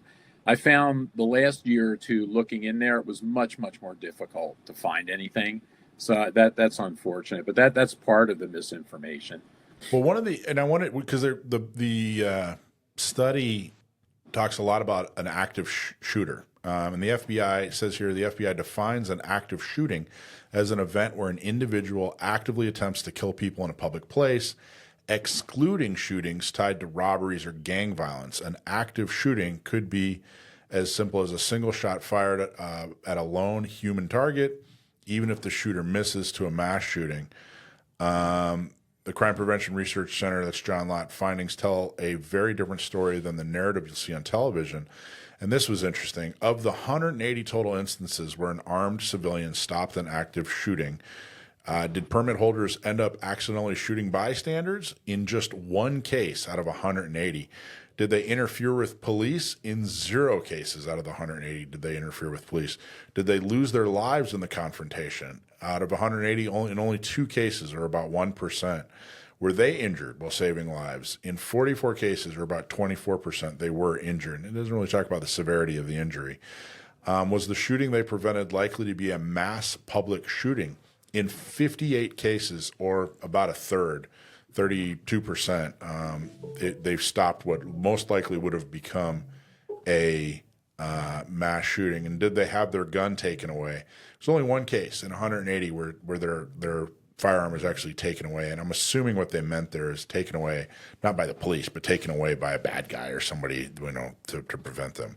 Yeah, and to kind of look at the other side of that, when police stopped active shooters, they shot the wrong person, either another police officer or a civilian, 4 times, which compared to the civilians only doing that 1 time, right? So a difference there. And then also police were shot and wounded 28% of the time, whereas civilians were only shot and wounded 24% of the time. And then police were shot and killed 7% of the time, where civilians were shot and killed only 1% of the time. Wow. So very interesting there. Yeah, and the other thing too with the misinformation is that's why the work that Dr. Lott and others do is so important. I don't know if you guys saw, there's a new study now that's being flashed around the mainstream media that it says 1 in 15 Americans have survived a mass shooting incident. Yes. Have you guys seen that? Yes, it's all over 15. The place. Yeah, that's what are your thoughts on that? That's a lifetime experience. So that means there's if there's 340 million people in the country, roughly 22 million of us have survived a mass shooting incident. Jeez. Which is, it's just nonsense. But if you look at that, if you read through the report, again, it comes from I don't get my reports mixed up. I think this was the one that was published in the Journal of the American Medical Association. JAMA. And it's written by 3 psychologists / professor type people, funded by 3 universities. And if you look at where all the data comes from, it's all from it's from Google Scholar. So I guess that's probably a legitimate search engine, I suppose. But it's interesting because you see like how they provide, or they define a mass shooting incident as 4 more people shot. Yes. Is what they're talking about. Nobody killed necessarily, just shot, and it includes gang violence, crimes. It includes everything. And the other thing too is having survived meant you saw it, or you could just hear gunfire. If you heard gunfire, you survived a mass shooting incident. And I'm on the range at least once a week, and I hear things in Lakeside probably every month or 2 that could be gunfire. I can't tell. Did I hear gunfire for real? I don't know. But it's interesting because they throw those numbers out there, and for people that don't know any better, they believe that kind of stuff. And what's bad is when people believe that kind of stuff. Even like, I don't know if you guys saw, there was a bill introduced the other day in California, AB 1092. This woman's Republican assembly person wanted to extend the renewal time from 2 years to 4 years for CCW. Yeah. The thing was killed in committee, in the Public Safety Committee. Yeah. Never even got out of there. And part of it is that these people are just nasty and they know better. But I mean, another part of it is just ignorance out there. It's like with the stuff that we're dealing with now with the sensitive area stuff. You'll see comments, from the anti-gun people about, these gun people want to have, guns on our playgrounds. Well, I just, they talk about parks now. Technically, we're banned from parks. But in Albuquerque last week, 14 people were just shot in the park in an event. So gee, if I want to go to a park to some event with my family, I can't protect myself. And a lot of that is just the misunderstanding, the idea that because I have a gun and it's in a holster, that it somehow poses some threat to people or makes the place, less safe. And when you see stuff like what John Lott came out with, the truth is actually the opposite of that. And it's a shame people don't know it. So I think our job is to get that word out to people. He does do a really good job. He's done a number of pieces where he kind of debunks, I guess is maybe the best term, where he looks at definitions, FBI statistics, that sort of thing. One of the things that's always interesting to me is when they talk about, how many mass shootings or how many school shootings there are, and I think to myself, maybe there'll be some kind of shooting, some kind of mass murder, whatever, at a school, and they'll talk about it on the news, and they say something like, well, this is the 150th school shooting of the year or something like that. And I think to myself, I don't remember hearing 150 of these stories. What exactly is going on? Well, John Lott found out that the way they define what a school shooting is extremely broad. If you had a couple of drug dealers and, a couple of rival drug dealers who were in the parking lot of a school at midnight, on a Saturday night, and there was a shooting, then they would consider that a school shooting. Even though school wasn't in session, there were no kids. These were, this isn't what we would think of when we think of a school shooting or what has become to be called a school shooting. And they don't do this because they don't distort these definitions because they're trying to get to truth or they're trying to, make things better. They do this because there's an irrational fear and dislike of firearms. And of course, the idea of people owning firearms and carrying them for self-defense. Yeah, and that's what I think too. It's it's important for gun owners to get out because I'm pretty harsh when I talk to students about this, because it's our fault. We have what we have because gun owners did nothing for the most part for the last 50 years and let this misinformation, this nonsense, this propaganda get out there, and now it's a big problem, and we're fighting, we're winning.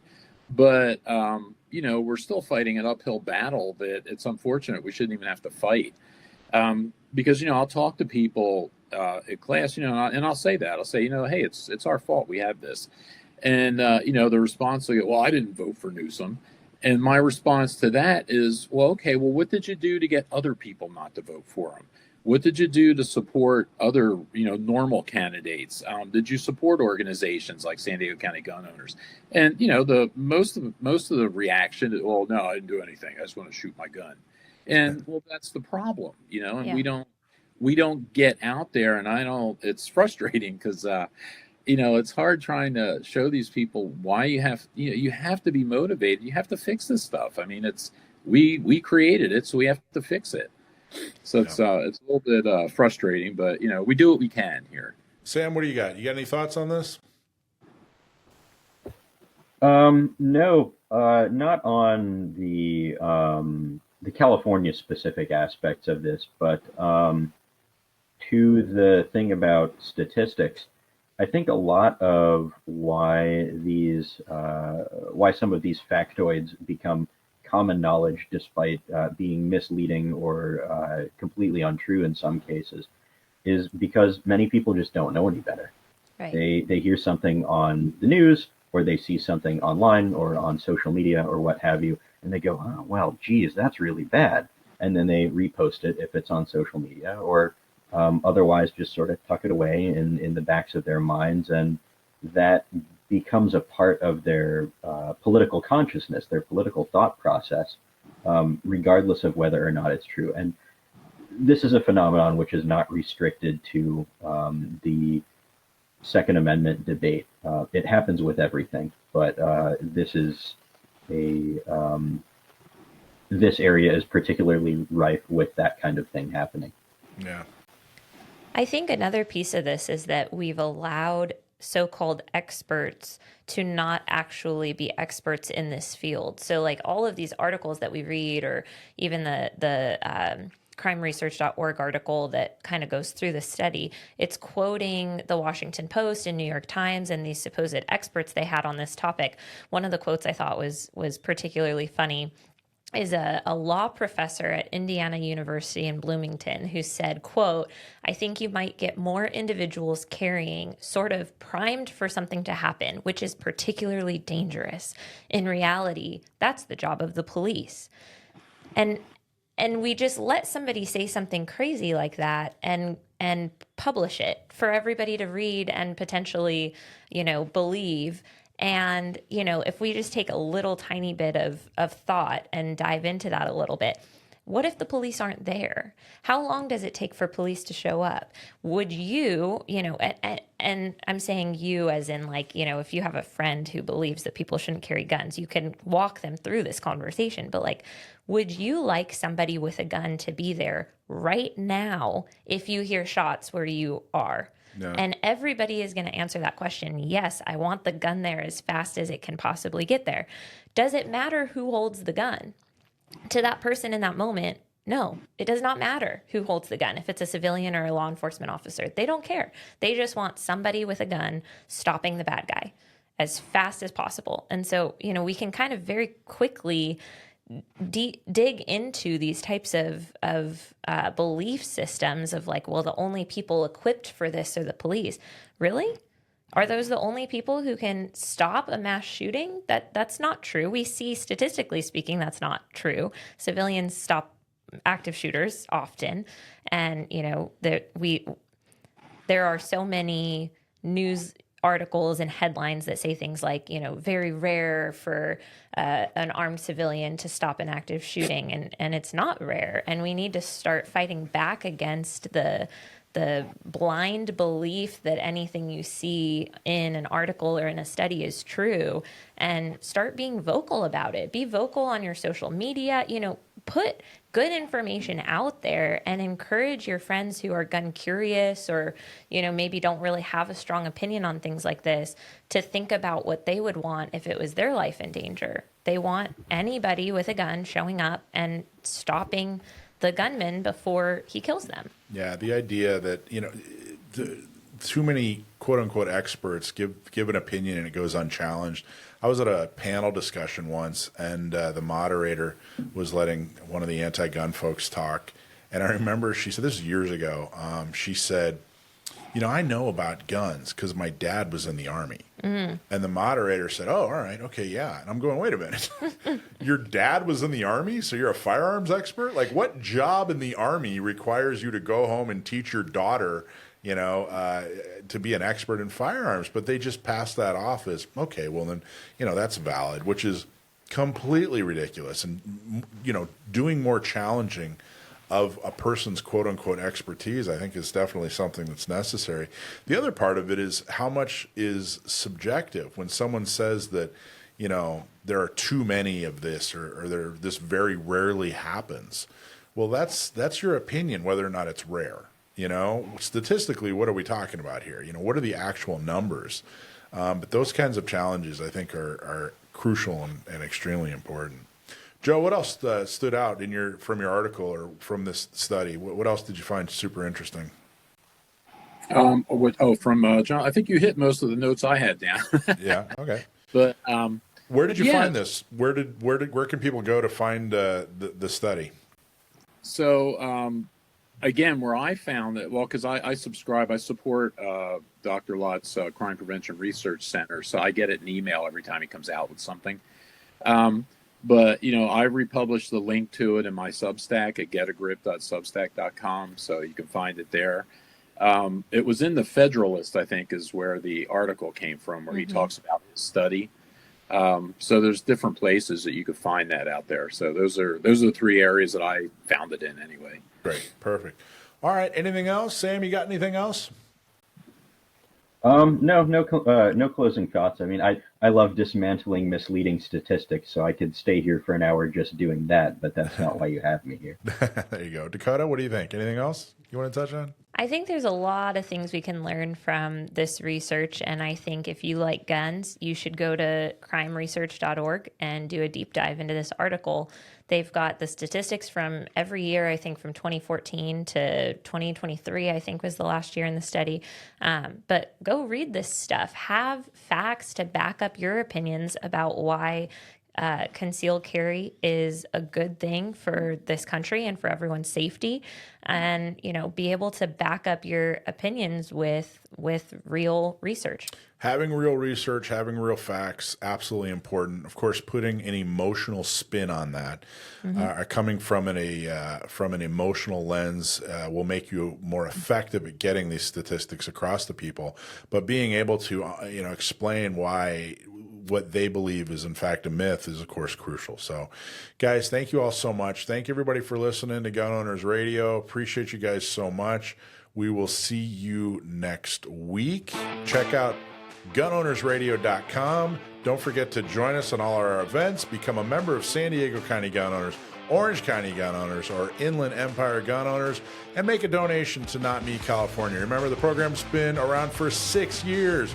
Over 1,300 women have gone through it, so please help us keep that going. Thank you guys so much. We'll see you out on the range.